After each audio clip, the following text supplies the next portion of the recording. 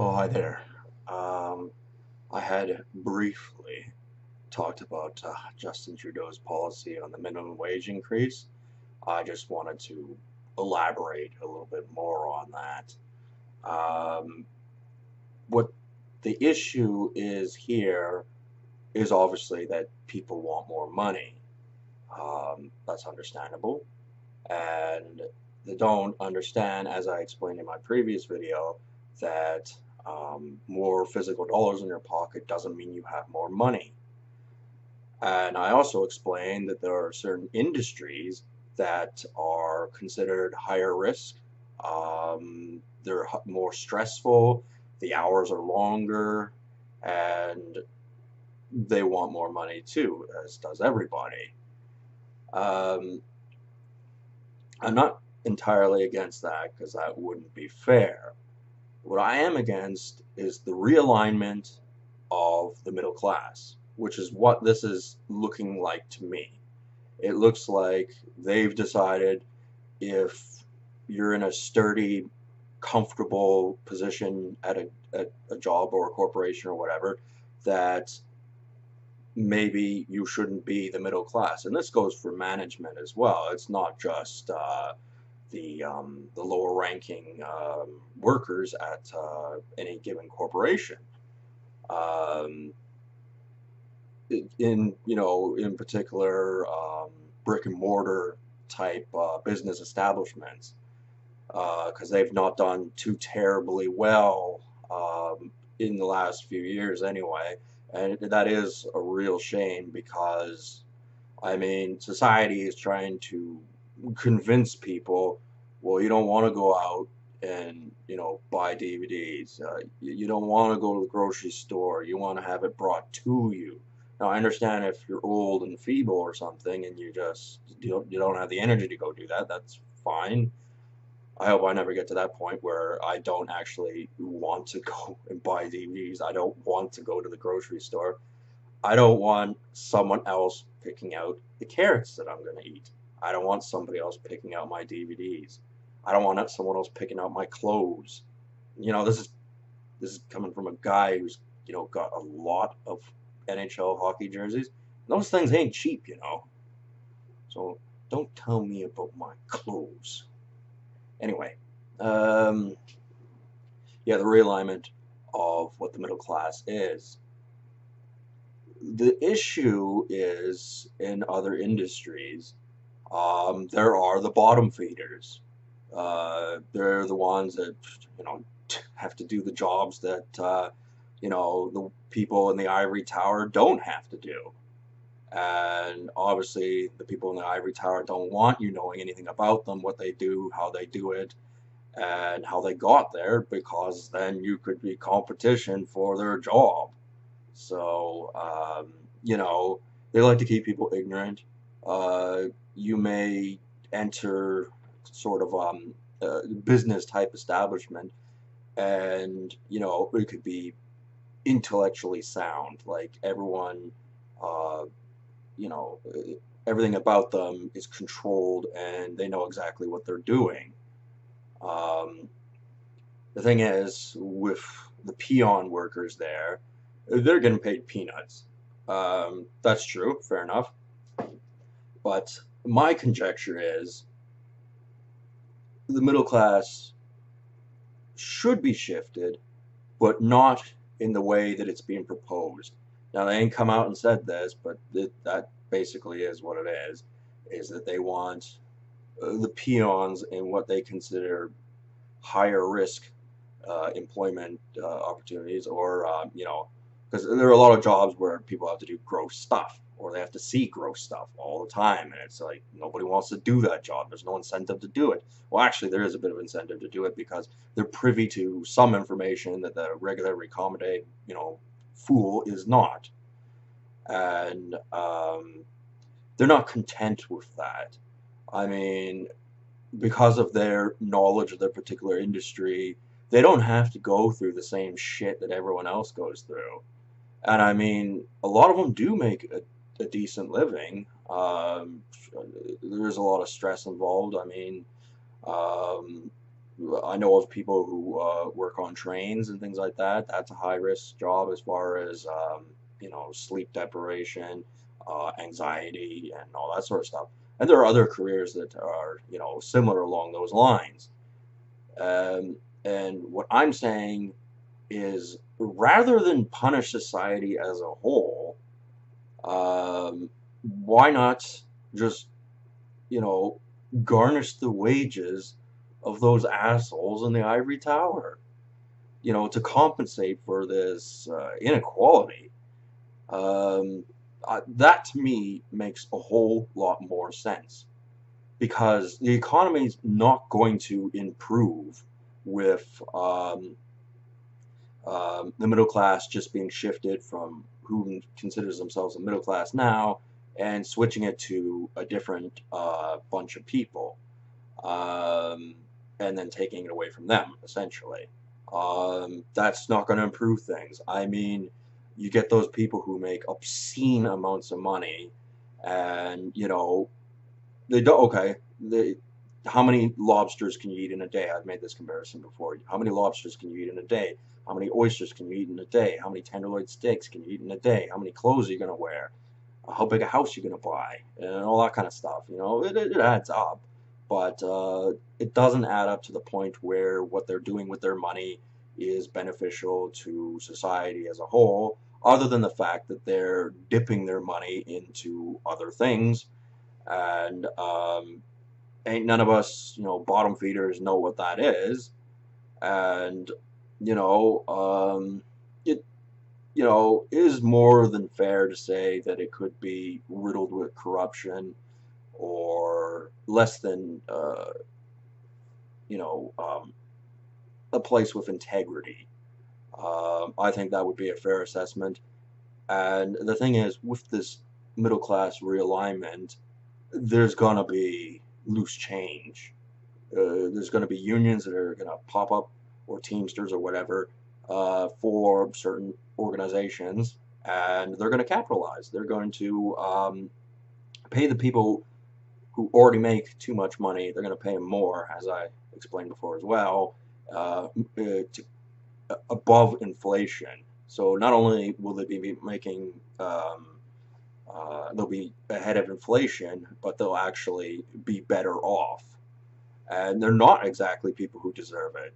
When money shifts, a lot of people who benefit from that the most are the people who do not deserve it. And of course, that's open to debate on with some people if they feel as though in certain individuals deserve more money because of whatever situation they're in and all that. And I would be open to listening to those ideas, but since they look at us peons with such contempt, they look at us like our opinion doesn't matter, they treat us like garbage, even if they don't come out and say it, you get the vibe. And if someone's going to start off a conversation with you like that, then obviously they're not somebody who's going to be reasonable. And to be honest with you, I think if they're going to be like that, that kind of makes them pathetic. It's a low level way of arguing with someone. It's like, I'm too lazy, I'm too important. I have my obligations, and I don't have the time for this, and I'm a giant asshole and that kind of stuff. And I guess that would be fair, but those people I don't think are too busy. And I think if someone does want to be critical of them, I think they should have a louder voice in said action. Now I know everyone has auditors and things like that, so presumably they would get grilled every now and then when they fuck up, like everybody does. Except offhand, you don't see them get grilled nearly as often as they should. Uh, there's a lot of professions where people big time fuck up, and when that happens, it's like, okay, maybe they get a little telling off by maybe a supervisor or an auditor or whatever. Well, that's basically all that comes of it. And then you know, as I said, everyone fucks up. So when a peon fucks up, it's like um, the sky turns to dark black and it's lightning and it's hailing and it's everything bad all at once. And it's like, you know, I guess they figure that's what's best in the psychology of keeping the hive, the worker bees, and all that functioning properly. Um, Honestly, there are things that are from an archaic mode of thinking, and that needs to evolve a little bit. And you know, I just honestly do not believe that shifting who the middle class is to a different set of people is the right answer. And unfortunately, a lot of people are going to agree with me, and the very few people that won't agree with me are going to have a louder voice, unfortunately, because they just happen to be, what you call them, assholes. That's right, they're assholes. Uh, and the thing is, like, word will get around. People will have already thought of this much smarter than me, and you know, not got in front of a web camera to talk about it. But I did. I chose to do that, so this is my opinion. I mean, Canada is supposed to be, you know, part of the first world. We're supposed to be a wealthy, prosperous country, and there's no reason that there can't be a minimum wage that benefits the lower ranking workers, and you know, so that they can, you know, actually live like, you know, a first world type person where, you know, they can afford to go out to eat, go out to socialize, um, afford to buy nice things every now and then, not have to work to the bone, uh, you know, all those sorts of things. I'm just saying that with making this video and presenting the ideas I have, there will be people who just inadvertently hate it because some people just hate the truth, and that's just the way it is. And they see it as their lives won't improve because of people who have similar opinions as me, and I'm saying that's not true because it's just a changing of the guard. It's a shift in policy. It's the shift in the middle class.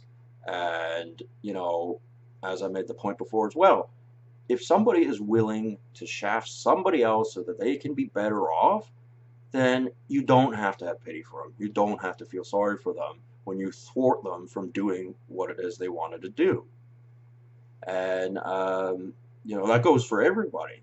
Like, if there are people out there that just, you know, if it means that they're better off if you're worse off, then, you know, obviously you got to stand up for your rights and, you know, be like, no. And if you thought you were being clever with what you were doing, you were not. So I don't believe you to be more intelligent than me. Um, of course, you want to have a debate about it. I'm all ears. But honestly, I don't think you're going to convince me that you are right and I am wrong. And that is typical nature of people who, as I said, do not engage in conversation, do not have open debate. They just go and do whatever it is they wanted to do. And it's usually some sort of a sleazy kind of thing, kind of maneuver.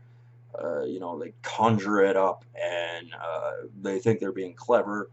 And, you know, really it's just mean-spirited backdoor politics. And if that's the way they want to play, then that's their right to do that in today's society. But unfortunately, there are going to be people who are going to contradict them. And when they do this, they'd be surprised if you know, things don't work out their way. Because I mean, the minimum wage is still, you know, 2.5, 3 years away from increasing. And unfortunately, I see nothing but, you know, the promise of something good and it's actually overall not good. I've heard many a story where they act as though they're giving you something when really they're taking it away. And they've just worded it a certain way so that it sounds more palatable. And then once it's happened, then you just get used to it.